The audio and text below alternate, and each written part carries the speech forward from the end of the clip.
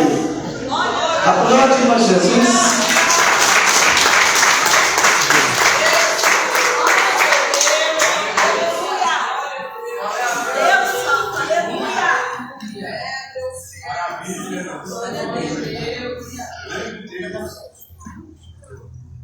Toda a igreja para a paz de Jesus, amém? Amém.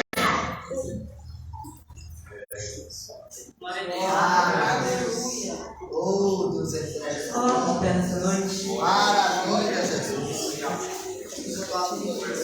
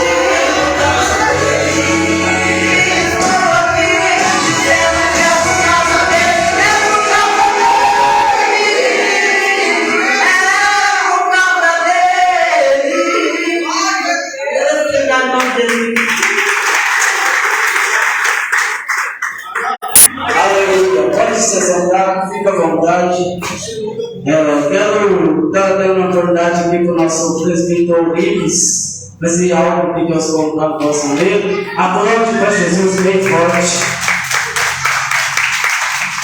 Glória a Deus. Cumprimento a amada igreja com a paz do Senhor Jesus. Glória a Deus, irmãos.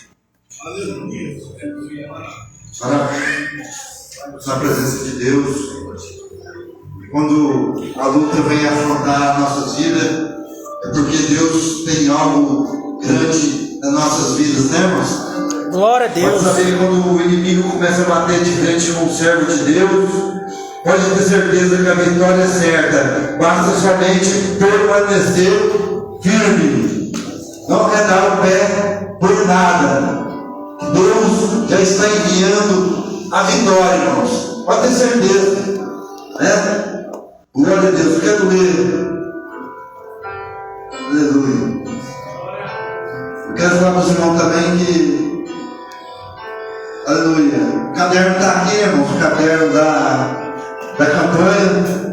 Já é a segunda campanha, né? De 21 dias de oração. Nós íamos ter contado aqui na igreja semana domingo, né? Que Deus curou um jovem que estava com câncer no estômago, né, irmãos?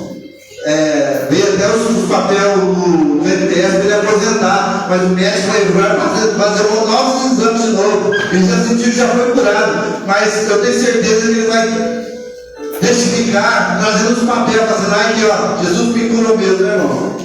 É bênção de tudo, verdade, né, irmãos? Glória a Deus por isso. Eu quero, os irmãos depois que vão ter, que já por seu nome, né, irmãos? Nós vamos continuar orando, irmãos, e com isso o inimigo vem um grande afronta contra a vida da gente, né, irmãos? Porque, amados irmãos, nós estamos aqui na casa de Deus, vindo com um propósito, irmãos, de nós irmos morar no céu, né? Quando Deus fez a promessa para Abraão, sai da tua parentela, aleluia, e farei de ti uma grande nação. Irmãos, essa palavra que Deus estava falando para Abraão é uma palavra espiritual. Espiritual, portanto, que nós, aleluia, nós somos a família de Deus espiritual. Aleluia. Glória a Deus. E Gênesis no capítulo 28. Deixa eu ver aqui, irmão, se é isso mesmo. Glória a Deus. Aleluia. Gênesis capítulo 28, versículo 3.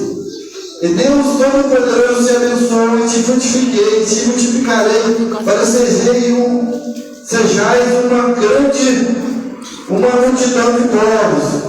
E te a benção de Abraão, a ti e tuas sementes de contigo, para que a herança possua a terra e a tua peregrinação, que Deus deu a Abraão. Uma promessa muito grande, amados irmãos. Essa herança possuirá a terra e a sua peregrinação. Então, quer dizer, irmãos, nós estamos aqui na terra de passagem. E se nós estamos aqui na terra de passagem, irmãos, então o que nós temos que fazer? Sendo a promessa de Deus. Amados irmãos, os irmãos prestar bem atenção lá de fora, olhar para o céu, que já não é mais um céu estrelado mais como antigamente, não. Não é? Se você olhar para o céu, amados irmãos, já não é um céu mais igual àquele céu. Se a promessa de Deus fala que nós seremos como as estrelas do céu, amados irmãos, imagina quando uma pessoa atravessa para a eternidade e quando Deus recolhe ele salvo, é uma estrela que sobe do céu, espiritualmente. E a palavra de Deus diz ainda mais: glória a Deus, aleluia, aleluia, glória a Deus, aleluia, glória a Deus. E nós vimos, amados irmãos,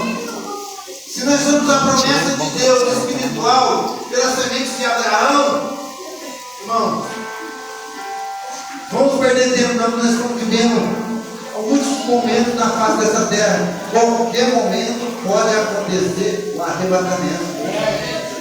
Arrebatamento qual, irmão? Nós podemos estar andando e podemos cair. Passamos por dentro dela, aconteceu o arrebatamento.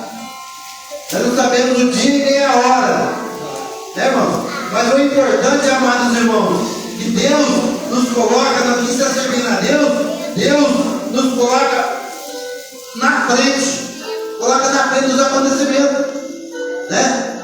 Deus não acontece nada sem avisar os teus servos, aos teus escolhidos, os atalaias de Deus, né, irmão? Deus avisa. Vamos estar aqui, a pregadora dessa noite aqui. Eu sei que Deus, o Espírito de Deus, tem algo grande no coração dela para a igreja. A nossa irmãzinha que acabou de cantar aqui, quando ela fez assim com a mão, Deus me mostrou um anel na sua mão. Mostrou um anel. Aí de repente o anel sumiu. Aí o Espírito de Deus falou no meu coração: fala para ela. O meu espírito vai dar discernimento para ela. Glória a Deus. Um anel no dedo pode ter muito significado, irmãos. Pode ter muito significado, né? Eu vou agradecer a minha oportunidade em nome de Jesus. Meus irmãos, vamos ver uma coisa mais importante da casa de Deus. Vamos ofertar na casa de Deus. Você que pode ofertar, vem ofertar na casa de Deus em nome de Jesus.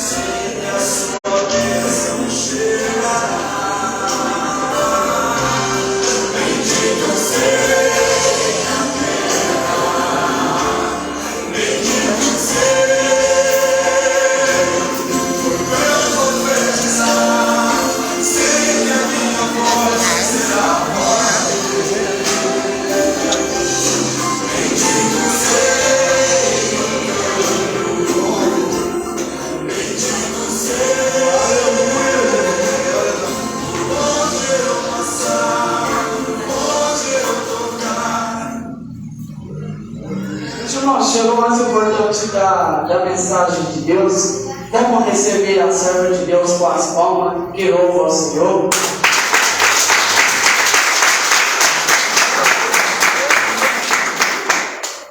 Cumprimento o nosso Pai do Senhor. Amém. Deus é uma honra para mim nessa noite. Eu já quero agradecer a vida da nossa irmã Adriele, que fez o convite, a vida do pastor Diego.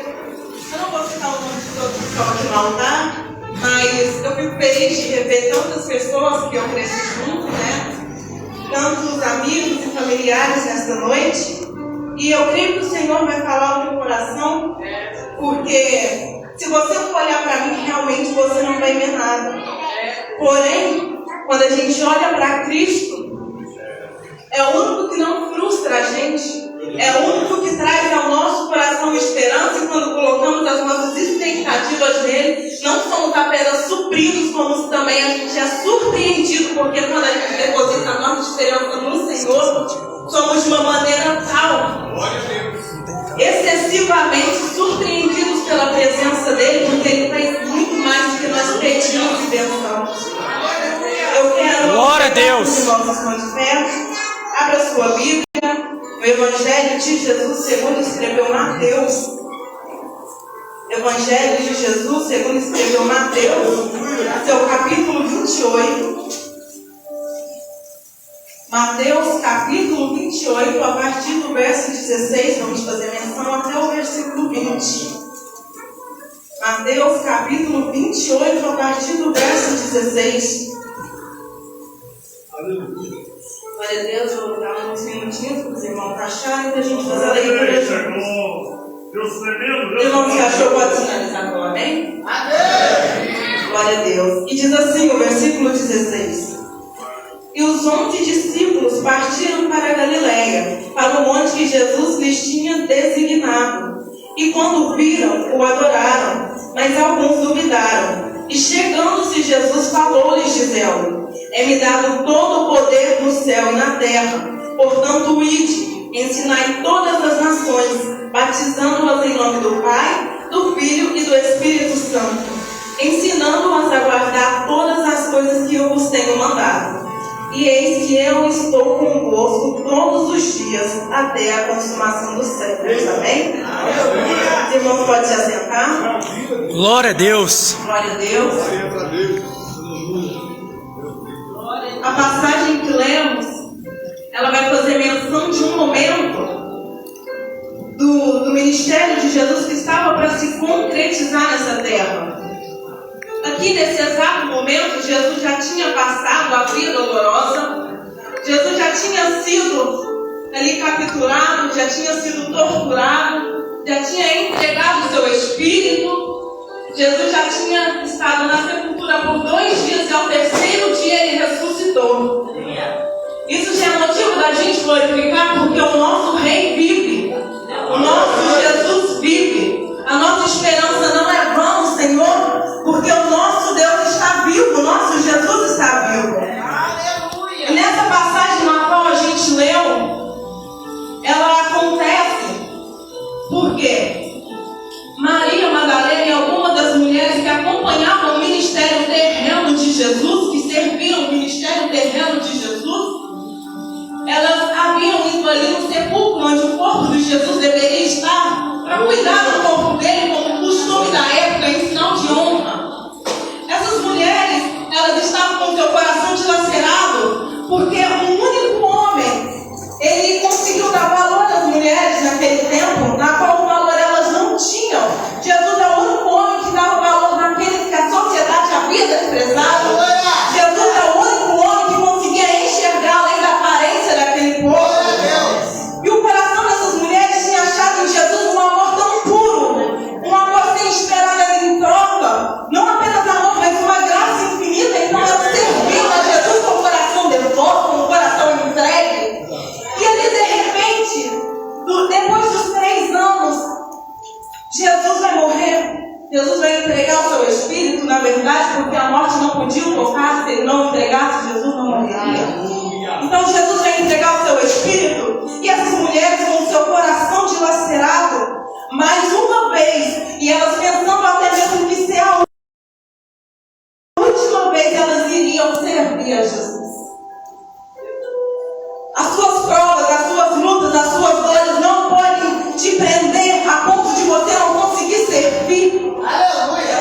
Você não pode se ater num momento de dor a ponto de você não conseguir entregar. Verdade, Deus. Entenda que essas mulheres estavam num momento de tanto sofrimento, porque se o próprio Espírito Santo não estivesse colocado no coração de cada um que escreveu os 4 evangelhos, de mencionar essas mulheres, elas nem mesmo teriam o seu nome na história, mas Jesus, em sinal de honra, fez com que o Espírito Santo lembrasse aos escritores dos 4 evangelhos dessas mulheres que elas estavam servindo, mas em nenhum momento essas mulheres buscaram reconhecimento, era apenas serviço para Jesus. A gente serve a Jesus sem buscar a honra. Quem honra é Ele no tempo dele, como Ele quer. Porque no tempo em que essas mulheres tiveram seus nomes escritos como servindo a Jesus, elas não ficaram sabendo. Por quê? Porque o evangelho foi escrito depois, bem depois. E cada evangelho, Mateus, Marcos, Lucas e João, escritos cada um em seu tempo. Então essas mulheres nem sabem que o nome delas é citado hoje para nós como um sinal de honra. Então saiba que Deus honra no tempo dele, da maneira dele. Mas sem honra a pessoa não fica por servir a Jesus. Então cada entrega que você faz diante do altar de Deus, cada renúncia que você faz diante do Senhor, ela não passa batido. E a palavra vai dizer assim que essas mulheres vão até o sepulcro pensando em estar servindo Jesus uma última vez. E ali a Bíblia vai falar que elas vão encontrar, Maria Madalena, para ser mais específico, ela vai encontrar o próprio Jesus. Ela vai dar de cara com o próprio Jesus.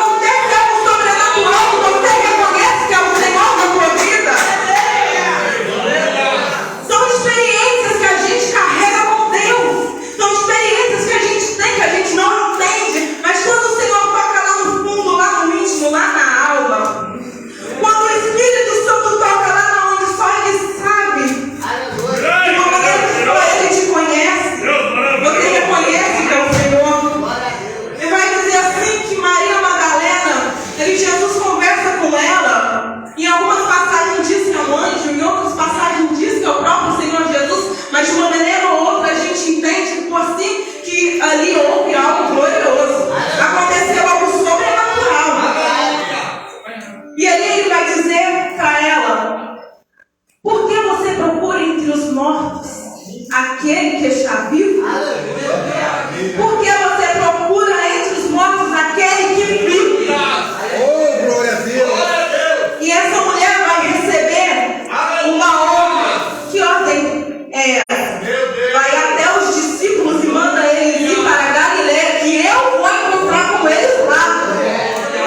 Essa mulher foi a primeira pessoa que recebeu um comissionamento de dizer boas novas. Se por assim dizer, a primeira missionária, a primeira pessoa que carregou as boas novas para dizer que Jesus vivia, que ele estava vivo, que o momento de luto tinha passado, que o momento de dor tinha acabado, porque Jesus estava vivo, o momento de dor passa, o momento de dor acaba, a noite escura, ela se clareia no lindo dia quando você continua buscando ao Senhor. E essa mulher vai até os discípulos e vai dizer conforme o Senhor tinha ordenado. Olha, vai até a Galileia que Jesus vai encontrar com vocês lá. Então eles recebem de Jesus um desígnio. Eles recebem de Jesus um propósito. Isso porque Jesus, durante os seus 3 anos de ministério, conversando com seus discípulos, ele já tinha deixado claro o que ia acontecer. Ele já tinha deixado claro, ele já ia revelando aos poucos, mas os discípulos não entendiam ainda pela sua imaturidade que Jesus ia padecer daquela maneira mesmo, mas ao 3º dia ele ressuscitaria. Aqui mesmo no Evangelho de Mateus, no seu capítulo 26, no seu versículo 32, ali na última ceia, na ceia de transição, eu costumo dizer, porque foi a transição da ceia que eles comemoravam a Páscoa, para se tornar a ceia que comemoravam o corpo e o sangue de Jesus. Durante essa grande ceia, essa última ceia, melhor dizendo, Jesus ele vai mais uma vez revelar o que vai acontecer a partir daquele momento, porque a partir daquele momento Jesus vai até o Jardim das Oliveiras, vai acontecer o que muitas pessoas já sabem, se não todas, Jesus vai suar gotas de sangue, Jesus vai ali fazer uma oração, dizendo que se possível for que passasse dele aquele cálice, mas que todavia seja feita a vontade de Deus na vida dele. E ali, Jesus revelando o que ia acontecer ali naquela última ceia, porém acontecia uma coisa um tanto que curiosa, porque enquanto Jesus estava nesse momento de agonia na última ceia, os discípulos estavam discutindo entre si, a palavra vai dizer que havia uma grande discussão, para eles saber quem seria o maior no reino de Deus. O coração de Jesus dilacerado, a sua alma em sofrimento, mas eles estavam pensando quem era o maior no reino dos céus. Ali aconteciam revelações na última ceia. Jesus revela quem é o traidor, mas a cabeça deles está tão voltada para si mesmo. Eles nem mesmo perceberam que Jesus revela quem era o traidor, nem mesmo perceberam que Judas pega um bocado molhado, se retira da mesa e vai entregar Jesus. Enquanto a gente fica tão envolvido com as nossas próprias causas, o nosso próprio umbigo, a nossa própria bênção, por assim dizer, a gente não consegue ver o que Jesus está revelando. Se eles estivessem prestando atenção na palavra de Jesus naquela noite, eles estivessem escutando, atentos a ouvir o que Jesus dizia, eles entenderiam que aquele momento ia passar, que eles não precisariam ficar dispersos, mas nada pega Jesus de surpresa, porque ele disse que o pastor ia ser ferido e as ovelhas se dispersariam. E de fato isso acontece. Porém, nessa última ceia, Jesus vai dizer a mesma coisa. Ao terceiro dia, vocês me encontram na Galileia. Então, ele já tinha um lugar para encontrar Jesus. Ele já tinha um lugar específico para ver o Jesus ressurreto. Ele já tinha um lugar onde eles iriam ouvir mais uma vez a voz de Jesus. Eles iriam ter mais uma vez direção da parte de Jesus depois da ressurreição. E Maria Madalena vai fazer exatamente o que Jesus disse. Vai lá e diz para eles me encontrar na Galileia. E se for pensar bem, eles estavam em Jerusalém. Porque Jesus havia sido crucificado no monte um pouco mais distante da cidade, porque o costume era crucificar as pessoas fora da cidade, ainda mais que era uma época festiva, época de Páscoa. Então ali ele é crucificado um pouco fora, um pouco distante da cidade, numa colina, num monte chamado Gólgota, num monte chamado Caveira, ou mesmo Gólgota. E ali Jesus vai dizer para eles encontrar na Galileia. Então, consequentemente, eles estavam ainda em Jerusalém. Mas eles partiam de Jerusalém para a Galileia. O caminho que os judeus percorriam, o costume, ele varia entre 140 a 150 quilômetros, caminhando. Mas se for raciocinar na mente humana, não faria sentido Jesus mandar eles caminhar de Jerusalém até a Galileia para falar com eles ali. Não faria sentido Jesus mandar eles ir para a Galileia e depois mandar eles voltar para Jerusalém. Não faria sentido. Mas os discípulos, ao longo desses 3 anos, aprenderam algo muito incrível com Jesus, que ele não caminha na racionalidade humana. As experiências que eles tiveram com Jesus mostraram que Jesus não caminha conforme um plano que eu escrevo. Jesus não tem nenhum tipo de obrigação de caminhar conforme você acha que ele vai fazer. Isaías vai escrever assim como os céus é mais alto do que a terra, os meus pensamentos são mais altos do que os seus. Jesus sabe o que está fazendo, mesmo que você ache que ele não esteja caminhando conforme está escrito. Durante o Evangelho, se você for ler todos os milagres de Jesus, ele não caminhava na racionalidade. Jesus vai abrir o seu ministério, pegando água e transformando em vinho. Quem faz isso? Jesus vai continuar o seu ministério e vai chegar um certo momento em que ele vai receber uma notícia na qual o seu amigo está doente para morrer. Na racionalidade humana, Maria e Marta vai dizer, chama Jesus, que Lázaro está doente. Ele cura tantos, né? Ele volta, cura Lázaro e continua o ministério dele. Mas o que Jesus vai fazer? Ele recebe a notícia que Lázaro está doente, continua no lugar onde ele está, demora mais 2 dias, somando 4 dias depois da morte de Lázaro. Aí ele volta. Ele volta ao ponto delas correrem para Jesus, de Maria e Marta correr para Jesus, as irmãs de Lázaro, e dizer, se o Senhor estivesse aqui, ele não teria morrido. Mas quem diz que Jesus anda na racionalidade humana? Quem diz que Jesus faz conforme nós achamos que ele vai fazer só porque, se a gente falar que ele vai fazer assim, é o jeito que a gente entende? O jeito que você entende é um, o jeito que Deus faz é outro. Não pense que Deus não está fazendo porque você não está entendendo. Porque na tua cabeça ele não está seguindo os seus planos. É o contrário. A gente segue o plano de Deus, não Deus segue o nosso plano. Glória a Deus. Aleluia. E Jesus chega depois de 4 dias que Lázaro morreu e, como bem sabemos, ressuscita ele.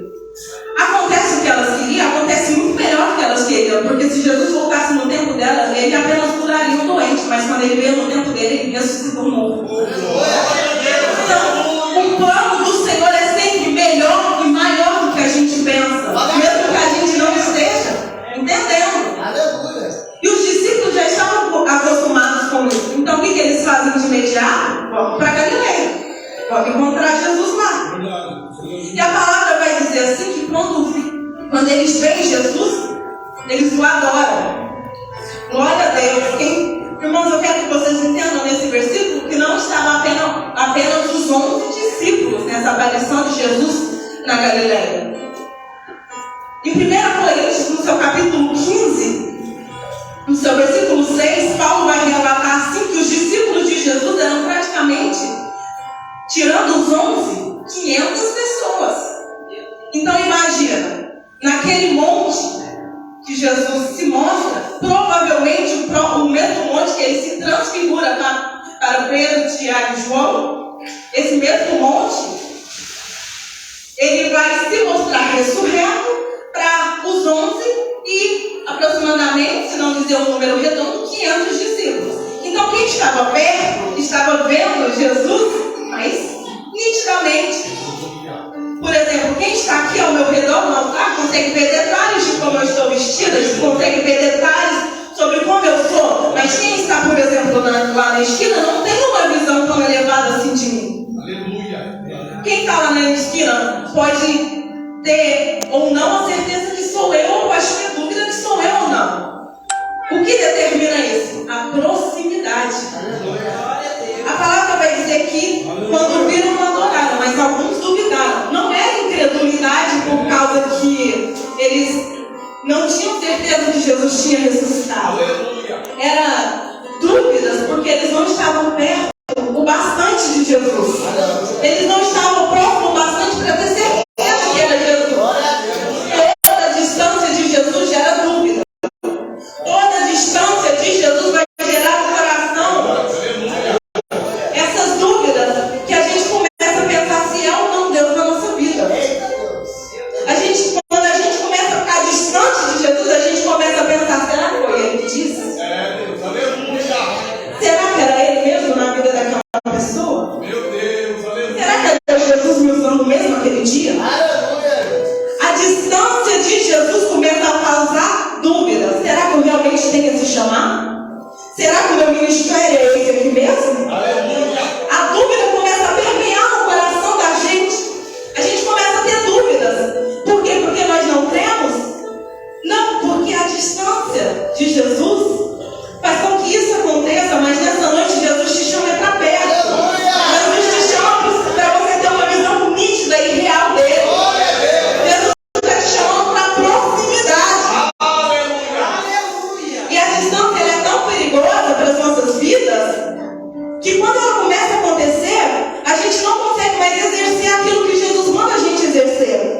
Aqui quem estava perto estava adorando, mas quem estava longe estava duvidando. Quando a gente está distante de Jesus, a gente olha para o irmão do lado, ele está adorando, ele está se entregando e começa, preciso de tudo isso não. Também não é necessário tudo isso não. Essa pessoa está tão próxima de Jesus que ela tem que adorar, ela tem que se entregar. Ela chora, pula, ela quer louvar daquele melhor jeito. Não é para se exibir, é porque ela está tão próxima que ela sabe que Jesus está vivo. E quando a gente está distante de Jesus, a gente acha que tudo é exagero. Ah, mas não precisa, não. É dessa maneira também. Vamos exagerando. Isso é distância, porque quando a gente está perto, tudo que a gente faz é pouco. Se a gente está orando uma hora, a gente acha que é pouco. Se a gente está indo um monte de segunda, nos dias de sexta, não, só sexta-feira é pouco. Se a gente está jejuando 3 vezes na semana, não, é pouco. Jesus merece mais. Tudo a gente quer fazer mais para Jesus, mas quando a gente está longe dele, fiz jejum uma vez, tá ótimo. Aleluia. Ano que vem nós de novo. Meu Deus. A gente ora 30 minutos, glória a Deus. Nem era para mim estar orando, Deus está pedindo é demais. Começa a acontecer uma